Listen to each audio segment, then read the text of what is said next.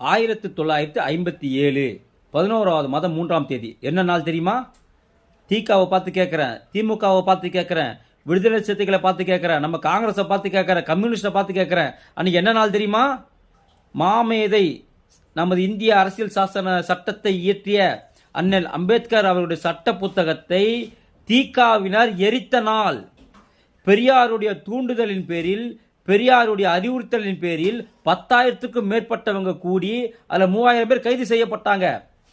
அந்த சட்ட புத்தகத்தை அன்னைக்கு எரிக்கிறாங்க. அதற்கு காரணம் பெரியார். ஏன்னா பெரியார் சொல்லியிருக்கிறார், அம்பேத்கர் எழுதிய சட்ட புத்தகத்தை நான் எரிப்பேன் என்று சொல்லியிருக்கிறார். அதற்காக நீங்கள் என்ன தண்டனை கொடுத்தாலும் நான் ஏற்றுக்கொள்ள தயார் என்று சொல்லியிருக்கிறார். என் சிறைவாசம் சென்றாலும் தயார் என்று பெரியார் சொல்லியிருக்கிறார். யார் அவமதிக்கிறாரு?